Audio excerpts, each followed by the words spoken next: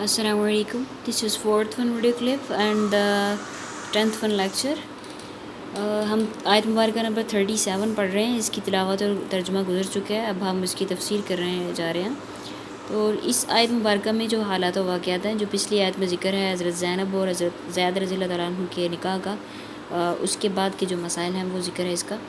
तो जब हज़रत ज़ैनब रज़ी अल्लाह तआला अन्हा ज़ैद रज़ी अल्लाह तआला अन्हु के निकाह में आई तो वो उनकी आंखों में हकीर लगता था. जो शुरू से जो बात मैंने वाज़ेह की थी कि उनको जो नस्ली इम्तिज़ाज था उसकी वजह से थोड़ा सा इख्तिलाफ़ था. तो मिजाज की मुवाफ़क़त ना हुई उनकी इस वजह से, और जब आपस में लड़ाई होती तो ज़ैद रज़ी अल्लाह तआला अन्हु जो है वो आप से इनकी शिकायत करते और कहते कि मैं इसे छोड़ देता हूँ, ठीक है. और आप सल्लल्लाहु अलैहि वसल्लम मना फरमाते कि मेरी खातिर और अल्लाह ताला और उसके रसूल सल्लल्लाहु अलैहि वसल्लम के हुक्म से उसने तुम्हें अपनी मंशा के ख़िलाफ़ कबूल किया है, अब छोड़ देने को वो और उसके जो रिश्तेदार हैं वो दूसरी ज़िल्लत समझेंगे, मतलब एक और बात हो जाएगी उनके लिए ज़िल्लत की. तो इसलिए खुदा से डरो और छोटी छोटी बातों पर बिगाड़ मत पैदा करो और जहाँ तक हो सके निभा करने की कोशिश करते रहो. तो जब मामला किसी तरह ना सुलझा और बार बार झगड़े पेश आते रहे तो मुमकिन है आप सुन के दिल में ये आया हो कि अगर नाचार ज़ैद रज़ी अल्लाह तआला अन्हु छोड़ देगा तो ज़ैनब रज़ी अल्लाह तआला अन्हु की जो दिलजोई है बगैर इसके मुमकिन नहीं होगी कि मैं ख़ुद इससे निकाह कर लूँ. लेकिन जाहिल और लोग और मुनाफ़िकों की बदगोई से उन्हें ये अंदेशा था कि कहीं वो ये ना कहें कि अपने बेटे की बीवी घर में रख ली है. हालांकि पहले मालूम हो चुका था कि अल्लाह ताला के नज़दीक ले पालिक जो बेटा है उस पर बेटे के किसी किस्म के हुक्म की कोई बात लागू नहीं होती. इधर अल्लाह ताला को ये मंजूर था कि जाहिलाना ख्याल को अपने पैगंबर के ज़रिए से अमली तौर पर हदम कर दे ताकि मुसलमानों को आइंदा इस मसला में किसी किस्म का तवहश जो है वो बाकी ना रहे. इसलिए आप सल्लल्लाहु अलैहि वसल्लम को अल्लाह ताला ने मतलब फरमाया कि मैं ज़ैनब को तेरे निकाह में देने वाला हूँ. और क्यों देने वाला हूँ ये ख़ुद कुरान मजीद में ये भी इस आयत में आपने पढ़ा कि ये जो आयत है अल्फाज हैं कि लिकई ला यकून अलल मुमिनीना हरजुन फ़ी अज़वाजी अदियाइहिम, अपने रेपाल बेटों की बीवियों से शादी करना जो है इसमें मुसलमानों के लिए कोई हर्ज ना रहे, ठीक है. साफ साफ ज़ाहिर अल्लाह ताला फरमा रहे हैं इसमें. यानी आप उनके निकाह में देने की गर्ज़ ये थी कि दिलों से जाहिलियत के इस ख्याल बातिल का बिल्कुल जो है वो कला कमा कर दिया जाए और कोई तंगी और रुकावट आइंदा इस मामला में बाकी न रहने पाए.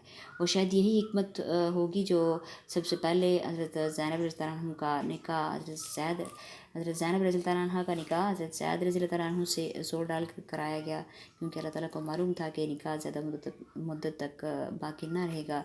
चंद मसलहत की बिना पर इस अक़द को पूरा होना था. आप सल्लल्लाहु अलैहि वसल्लम ख़ुद अपने ज़ाती ख़्याल और इस आसमानी पेशन गोई के इजहार से अवाम के जो तान तशनी है उसका ख्याल फरमाते हुए थोड़ा सा शर्मा रहे थे.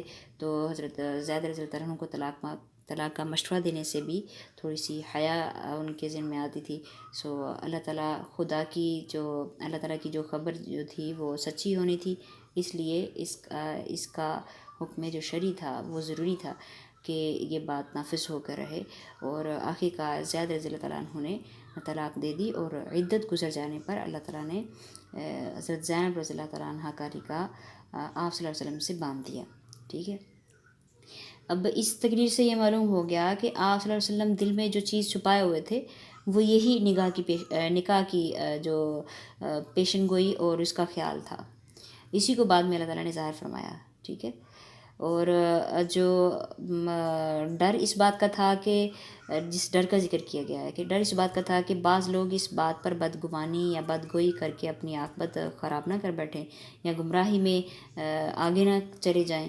तो इस बात को भी कंट्रोल में करने के लिए अल्लाह ताला ने इस बात का हुक्म दिया ताकि नेक्स्ट टाइम अगर किसी उम्मती को भी ऐसा कोई जो है वो वाक़या पेश आए तो वो इसमें कोई कबाहत ना जाने, ٹھیک ہے. اللہ تعالیٰ نے ہر لحاظ سے آپ وسلم کی زندگی میں ہمارے لیے نمونہ پیش کرنا تھا. سو اللہ تعالیٰ نے یہ حالات پیدا کیے اور آپ صلی اللہ علیہ وسلم نے حضرت زینب رضی اللہ تعالیٰ عنہ کے ساتھ نکاح فرمایا. تو اب ہم پھر سے اس آیت مبارکہ کی ٹرانسلیشن کو سمجھیں گے، جیسا کہ میں نے پہلے ذکر کیا کہ تفسیر کے بعد پھر سے ہم سمجھیں گے تاکہ یہ ایکچوئل میں آپ کو سمجھ میں آ جائے کہ ٹرانسلیشن میں کیا ہے. سو وَإِذْ تَقُولُ لِلَّذِي أَنْعَمَ اللَّهُ عَلَيْهِ وَأَنْعَمْتَ عَلَيْهِ، جب اللہ تعالیٰ آپ وسلم کو فرما رہے ہیں کہ جب آپ وسلم فرما رہے تھے کہ اس شخص کو، جب آپ وسلم اس شخص کو کہہ رہے تھے کہ اللہ تعالیٰ نے، اور جس پر، ایسے شخص کو کہہ رہے تھے جس پر اللہ تعالیٰ اور آپ صلی اللہ علیہ وسلم نے بھی احسان کیا. کس پر؟ حضرت زید رضی اللہ عنہ کی بات ہو رہی ہے کہ تم روکے رکھو اپنے پاس اپنی بیوی کو، کہ کچھ بھی ہو جائے، وہ لڑائی جھگڑا بھی آپ میں چل رہا ہے تو اس بیوی کو اپنے پاس ہی روکے رکھو اور اللہ تعالیٰ سے ڈرتے رہو. ٹھیک ہے.